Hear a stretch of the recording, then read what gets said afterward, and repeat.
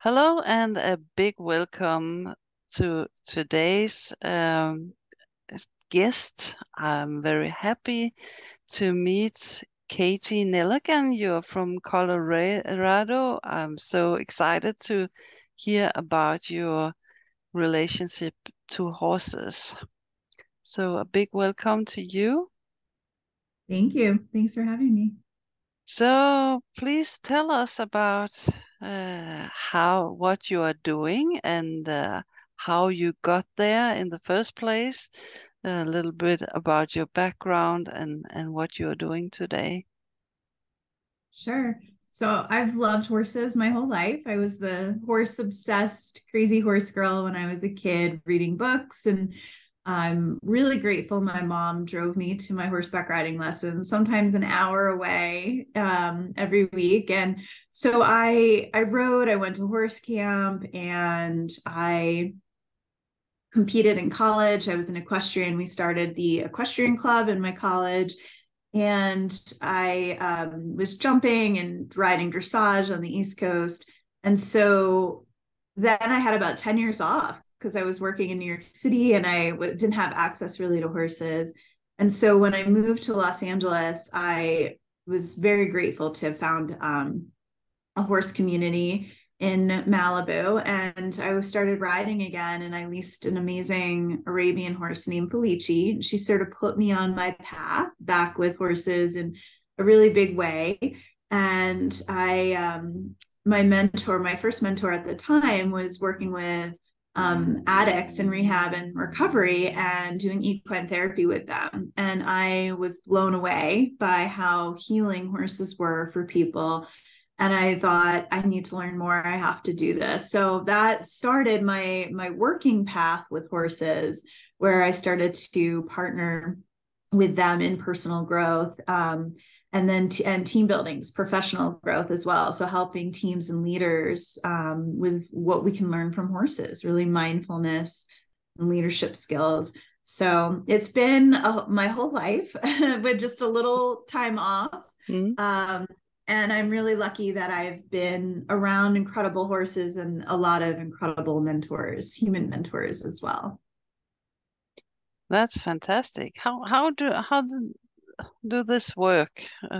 People come to you, or how do you do it? Yeah, so essentially, people are very trusting and brave. They don't always know what they're getting into when they start the journey of equine assisted learning, which is the large category name for what I specifically call equine partnered life coaching. And people have heard of like therapeutic riding, for disabled or for the autistic, and then they realize there's this whole other world where you can do groundwork. So you're Mm. face to face with horses or donkeys, and you are essentially learning from their way of being, so it can apply directly to your life and what you're going through. So I often have women that are going through relationship challenges, working on finding more meaningful work in their career. They're essentially always learning about themselves through the way of the horse. And they're also learning and really growing the soft skills, the emotional intelligence skills, skills around self love and self care. Mm. Yeah, horses are your mirror. So yeah. They show us a lot. I think of them as illuminators. They illuminate truths that we get to see about ourselves, and also things that could be working, things that may not be working. And then we have the power to choose whether we want to stay in that space, with some of the behaviors and our thoughts and our emotions. So they illuminate quite a bit. They reflect quite a bit for us to see. So Yeah. So you have programs. How long time would that be? yeah, so people come either for one session and have this incredible kind of bucket list experience with a horse and or horses, or one team building, one offsite and retreat, or they're coming regularly for essentially deeper learning and curriculum and transformation that happens over time. And my master's program, I have my master's in spiritual psychology. My master's program always says growth is a process, not an event. So I really do want people to come over the course of months to really experience horse wisdom and and practice it and really embody it. All of it is experiential learning. So it goes much deeper than just me coaching people on the phone, and I do a lot of that as well. But there's something really powerful about being outside in nature and being with horses, to really slow down and to become present like they are, and to practice in real time, building things like empathy and trust and patience. So it's definitely a process that we go through. And yeah, I love working with people over time. Yeah, nothing is made overnight. I know that, but many people think that and they wanted to go faster. But yeah, how many horses do you have then? Yeah, so I currently have two. I have a thoroughbred who is a racehorse and one, and she still has a lot of that racehorse in her, but her favorite thing is to do healing work with people. She will put her nose up to people and breathe with them. She loves to be brushed. She loves touch and connection. So people feel really safe around her, even though she's big. And she's like 22 years old. And then I have my Paint, who's a saddlebred quarter horse mix, and she's 11, and she is half sassy, half sweet, and she teaches people different things. She enjoys doing more physical work, more movement. So people will halt to her and walk with her and practice leadership and boundaries and clear communication. She just has different things that she likes to do with people. And both of these horses have been gifted to me, and I'm about to get a third that's being gifted to me. And I think I'm just grateful that people see me as a good home for horses, because I take great care of them. And when they want horses to have a place to do this work as well. I ride one of them, but not the other one. And it's a great, experience for horses to be in work that's meaningful. And, they have activities they can do that don't necessarily need to be riding based. No, the people who are coming are not used to horses, or how is that? Yeah, I get all types. So I have a lot of people that aren't used to horses. They haven't been around a horse since they were a kid. So they have that immediate joy and awe and wonder when they see a horse. They get very excited. I'll have sometimes people who've been afraid of horses or have bad experiences. And we work on, if you face that fear here, you can face that fear elsewhere in life. Any fear that comes up. And then I also love working with equestrians, because I like helping them improve their bond through communication, because I also do animal communication, really improving their bond through understanding their horse and understanding themselves and how their being is impacting their horse. So I enjoy that too. So I've worked with, all different categories of people and their relationships with horses. Yeah, that's great. That's great. And I love your thing that you wanted them to cooperate with the horse.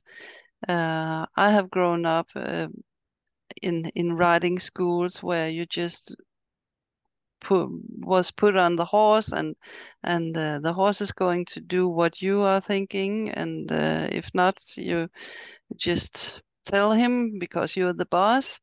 But today is quite different, and I love that you also have this thinking about the horses.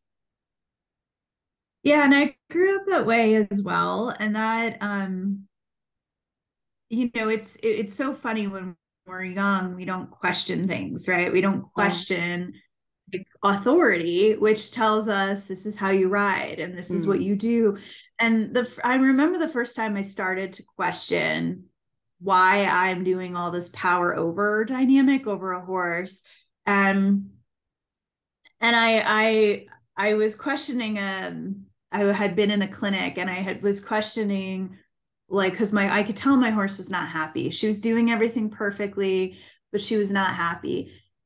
And I started to question, why are we doing it this way? Yeah. Right? Like, why is it just the human's agenda? And she, and the person around me at that time was like, don't question this. So I Mm. remember, and I was in my 30s when I started questioning this. So, you know, it was almost like I never really saw horses until this horse really opened my eyes and was like, yes, we're beautiful. Yes, you can ride us. Yes, you can take care of us, but do you really see who we are?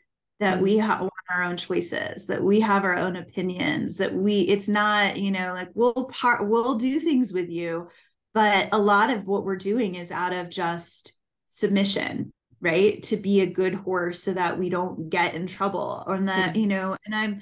or the horses have to earn their keep. And I really started to question, like, why are we being this way with horses? I grew up that way. It's what Yeah. everyone around me was doing, but I never really started to see it differently until luckily I could hear the horses. So they were talking to me about things, but I was also just really, I had left corporate America and I was questioning everything. So it was a Mm. perfect time for me to realize it doesn't have to be this way anymore, right? Mm. Like I can choose differently to be with horses in a relationship where we're equals, right? Where we are partners, where sometimes they're in leadership, sometimes I'm in leadership. Of course, the goal is safety for everyone involved, but it's also about fun. And it's also around exploration. And it's also around learning because horses are learning too, right? Yeah. And so it was huge for me. And then I had to find people that could be okay with that I was having a lot of questions. So Mm. my second mentor was very horse centric and very much about asking permission to enter a stall, because that's a horse's living quarters. Yeah. So I had to find my people, and I'm still in that process, right? So Mm. Yeah. It seems to be uh, two parts of people with horses, but I think that a lot of us is opening up. And you said you're talking to with the horses. How do you do that? it is literally for me like being on a radio station where, I can tune into this radio station and hear this song. I can tune into that radio station and hear that song.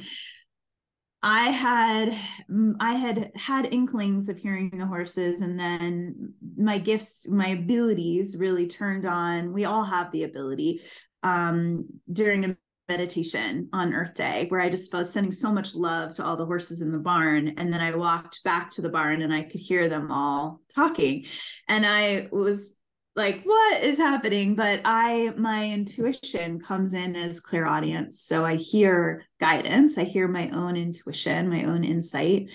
So it would make sense that I would hear the horses. So, now I'm a trained animal communicator. I've taken classes from 5 different mentors, trainers, and I'm doing sessions all the time for people all over the country remotely. But essentially, if we believe animals and horses are sentient beings, it would make sense that they would be communicating with all of life, right? So they communicate with each other through obviously body language, but there's also, an actual thing that they are communicating through, and we just need to tune in. We need to be on that kind of what I'd call like frequency or channel to be able to hear them and connect to them. And I think a lot of people can hear them, but they don't know they can. Like the last boarder that I was around, she would say things like about what the horses were saying, and I'm like, yeah, that's exactly what they're saying. And she doesn't think of herself as a communicator, but she has that ability. Like she knows when a horse is trying to get her attention or trying to tell her something. So it's there. We just need to tap into it. Hmm. Is it words or emotions, or what is it you are feeling? I get words. I sometimes, when I'm doing healing work on a horse and I'm actually like putting, my hands on them or around them to send energy, or to work on healing, I do feel sensations. I'll feel emotion. Occasionally I'll see pictures and I'll get messages that way, like I'm watching a movie, but mostly I'll ask a question and then I'll hear a response the way you and I are hearing each other. Okay. Yeah. How do they respond to people if they come people and they don't understand them? How do they respond? If they don't understand certain people and why people are a certain way. Yeah, people who are not used to horses, they maybe not doing the right things, or can you feel that on the horses when a person comes in and they don't understand them? Yeah. So this is a great question. I think I have my viewpoint on it. There are, I think, people who are concerned about this in the equine assisted learning and psychotherapy space, because people think, well, you can't put an untrained person in with a horse that has a lot of training because you're going to teach the horse something else, right? Or you're going to like make the horse worse in some way, right? Or damage the horse, or the horse is going to get frustrated. Here's the thing. When we do anything, we have intentions. Sometimes they're very clear. Like we had an intention to do a conversation today, right? It's clear. Um, but there's a context and there's a container to things, even if the intention is not super clear. But when I work with horses, I say to them, we're going into session. This is a client. They know right away this client doesn't know me, doesn't know horses, because they can see they don't know how to hold a halter, right? Yeah. So what happens is the horses are usually either very patient because they know that this person is learning, or they mirror what is going on with the patient, right? Or the client. Like they're mirroring the fact that this client is like a little bit frazzled, right? So as a coach or a facilitator, I get to give them tips. If I start to see, like, perfect example, we had a group and it was an addict in recovery and he had a lot of chaos in his life, and he stood up, and as soon as he stood up to go out to work with the horses, all of them started running and spinning, and we were in a big Yeah. arena, and he was going to go work with them. And my mentor at the time said, whoa, do you want to enter into that chaos right now? Hmm. And he's like, no, I don't. That's my family. That's my life. Like it's chaos. She goes, well, what can you do to shift that? So, he started to breathe. He sat down and he started to meditate. He started to center. And then the horses started to relax and calm down. So he could stand up again and walk out and be in it. And he realized that if he shifted his inner reality, Hmm. the outer reality could change. Yeah. So I believe that, this is why you've got a human there helping to, interpret some of what's going on and helping to um, keep people safe, right? Hmm. But ultimately, what happens is either the horses will show us what we need to see, right? Like, hey, you don't understand things. And when you don't understand things, you're really hard on yourself, right? Or you're really impatient, or you're really kind to yourself, or you're really compassionate. And the goal is that we see these things and then we change them if we want to. I had a lot of experiences with horses. And when I first started to do this work, I was not very good at some of the exercises. And I was really hard on myself at the time. Hmm. And I had to really grow self-love. I had to grow the fact that I could be more patient. I could be more clear in my communication. I could slow things down. So I learned quite a bit. Even though I understood horses, I still didn't understand how to be with them in this coaching way, Mm-hmm. in the exercises. So I think horses get it. I think horses get us sometimes better than we get ourselves. So I think I don't see horses getting frustrated unless they're doing way too much work and they're being treated and used as just, anything. They're not really being treated as a sentient being. Then I see it being a bad situation. But ultimately, I think they love it. They're like, oh, this human doesn't know how to use a halter. Great. Let me help them, or let me not help them, and let me be there for that. And, so they're interested in teaching, and helping. They're So curious. Yeah. Yeah. And you were talking about the things that I talk a lot about with my customers, that we women has this inside of us that we are punching ourselves, and we are not really satisfied with what we are doing. And the horses feels this also with riders, and many times that is uh, it's trigger your fear. yeah. Mm. Yeah. I think it's even though those of us who've rode our whole lives, we can still be afraid at any Yeah. moment Yes. of being with a horse because they're very, very powerful animals. Mm. And yeah, and I think that they do sense our fear and they are like, well, if you're in the leadership role right now and you're on my back and you're scared, Mm. what am I missing? What do I need to be scared of? Right. Yeah. So then they can go into that. It's a little different on groundwork when there's a context of, hey, people are coming to learn from you. People don't know what they're doing. It's different. Riding, I have a hard time putting beginners ever on a horse because I think the horse can get frustrated. Mm. My horse in particular, she goes, I want you to ride light. I want you to ride well. Like she needs me to be a more advanced rider for Yeah. her, and some horses are fine. They're more patient and they can, put up with a lot. Mm. So it's based on their personality, like it's the same with me. I don't always see clients that are, I see clients that are sometimes a little bit more high performing and more advanced in their Yeah. own emotional intelligence, Mm. right? And I kind of need that. So we're all different, every one of us is an individual. Mm. That's right. Yeah. Do you have anything else to tell us about your work?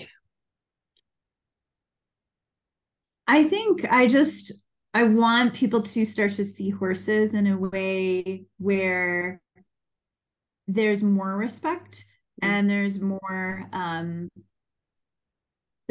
rapport and respect. Rapport is horses like us, right? They can hang out with us. But respect is that, the horse knows that their opinions are allowed, right? Mm. That they're allowed to make choices, that they have voice, that they're valued, that they're seen as the sentient beings they are.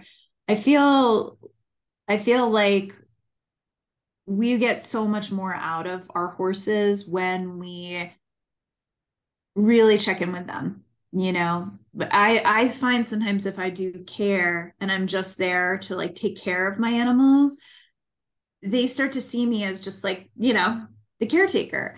And one day I actually said my horse was she just kind of walked away from me, and I said to her, hey, I'm more than just your caretaker. And because I was frustrated with myself and I wasn't spending time bonding with them because I was doing so much care. And she was walking out into the field. She turned around, looked at me, walked straight back to me, and stood with me and breathed. And we just hung out breathing. And it was so amazing because I realized that, that I had to tell her that we have different roles with each other, and then I needed the connection, and I know she did too, and she took a moment for it, and it was so cool to see her choose that. And I think we have to remember to keep it balanced. It's hard, right? They're a lot of work, and we are busy schedules, and it's Mm. hard to find time to just be with them, Mm. right? But I know that for me, it's more than just riding or just caretaking or just working with them. I also have to have my own personal individual relationship with my animals, right? So that we both feel really valued in the relationship. Like yesterday, I asked my horse, like, how are you feeling? Like what's going on with you? Because she wanted to, like, be fed and do other things. And I just was like, let's take a minute and talk, like connect, like Mm. actually be with each other before we go into doing things. And she was like, and just relaxed and was kind of like, okay, and then she was able to tell me, like, the flies are bugging me today. And I'm like, yeah, the flies are bad today. Mm. So it's my encouragement is for people to take even just 5 more minutes to really be with their horses. That's right. As you said, people are they have so many things to do, and when they come to their horse, yeah, you have to feed them and mucking and everything, and they forget this thing just to be with them, as you said. Mm. When you're a kid, many times you just sit in the field with the horse and yeah, maybe not talk to them, but be around them. And we often forget that as adult, I think. Yeah. Yeah, it's almost like we don't give ourselves permission Mm. to slow down and be in that childlike awe and wonder. That's one of the reasons when I created Awakening with Equines, I loved creating it with that acronym of, AWE, awe, because it is, horses evoke that awe. So when we can just be with them, we feel that more, right? We get to watch them, and we also then get to, I think Elsa Sinclair talks about putting money in the bank account in the relationship, right? Because Mm. then we're investing in the relationship with our horse, and that pays off in the long run. It pays off when we go to ride. It pays off when we go to work with them. It's they really enjoy the relationship, and horses spend a lot of time just standing and being with each other, right? Yeah. So if we want have a strong relationship with them, we need to do the same. Yeah, please show us your book and your cards and what it is. Yeah. Yeah. So Awakening with Equines is the name now of my company. It's a Facebook group that people can join if they love horses. And then we created a card deck. So, empowerment and flow, like different qualities that the horses wrote the first part. I wrote the second from my coaching background. And then this part is an activity that you can do with your horse, whether it's a personal horse or you work with horses, and you can do the actual activity. It's a lot of mindfulness activities. So sometimes it's breathing activities or meditation, but there's some doing activities too. We'll see what needs to come on for this podcast, which card wants to come out, but they're all different qualities that I think the horses teach. And the horses, Ronde said, write down everything we teach and put it in cards. And so I said, okay, so this one's beautiful. So this is the presence card came forward. And that's what we were talking about before, just being really present. And this is a horse. This is actually a horse that's going to be given to me. And here I am. This is based off a photo, and I'm standing in his eye. So it's really being able to see ourselves too. Yeah. And it's really fun. And yeah, I've had the artist design them off of a lot of photos of real horses, and her name is Nika Ware. her Instagram is Nika Draws Nature, Nica. So these are available. I've been shipping them internationally. So I think they've gone to 7 different countries at this point as well. So it's been Wow. fun. It's been fun to meet people all over the world, which is why I was excited to talk to you today too, because it's just so neat to have these connections internationally, right? It is, yes. And you get a lot of good ideas. I've never seen this before. It's a very good idea, I think. Just to because you lose your yeah, what you can say, um that you can't find a new way to approach the horse. Maybe you have forgotten how to do it, and with these cards, maybe it comes up. Do this, do this. It's like when you're riding, you wanted to do a lot of things, but what can I do today? This is a very good thing, I think. Yeah. Yeah, originally they just wanted to write the words down, like they wanted me to just write what they taught. And then this card deck took a while. But like so they wrote about presence and they said how your being matters, what you bring to others is important. We like to be powerful and gentle. We bridge our beingness and our purpose, live in relaxed alertness, be aware and be at peace. So it was originally their writing, but then what they wanted was the horses wanted to have these activities. So the activity on the bottom is for the presence card is gaze eye to eye with another human, with yourself in the mirror, or with a horse, smile and stay neutral. Allow the nervous system to relax and feel seen. It's an action of seeing the divine essence in one another, right? So it is that. And I find too that, so often people we move quickly in the world. So it's an opportunity to slow it down and become more present, right? Hmm. We all need that. I think so. Yeah. It helps. It helps our Mm. nervous systems for sure.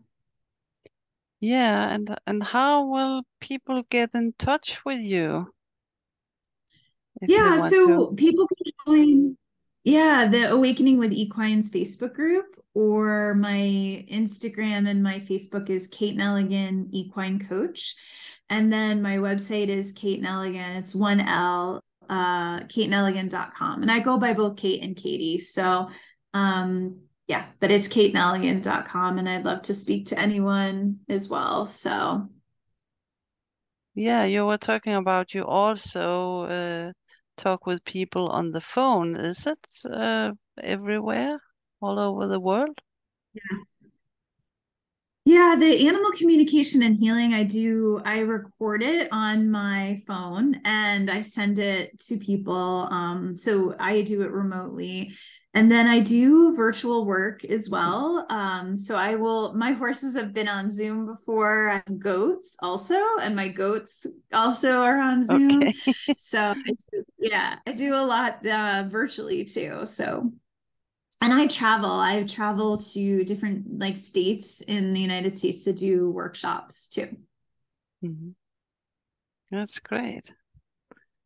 It's a good Yeah. work. I think you feel good about it as well. I'm very passionate and very grateful to be doing the work I'm doing. I was not always in my calling and my purpose because I was working in marketing in corporate America, but now I am. And being with animals is always, what I wanted to do as a kid. So I'm grateful to be doing it now. Mhm. It seems that you should be a little older to get your dream job. Everybody I speaks to, it's not they're not very young, they are a bit older and they find their way to do it. Yeah, So those of us that work with horses are lucky, and it's also a lot of work. yeah, It's a lot of responsibility, as you know. So, yes, it is.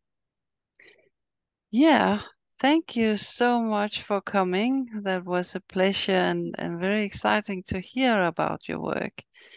And thank you, all of you out there, for listening and looking. So please subscribe if you wanted to get on the next week again. And thank you very much to you, Katie. It's been a pleasure. Thank you so much, Anne. I appreciate it. Thank you. Bye.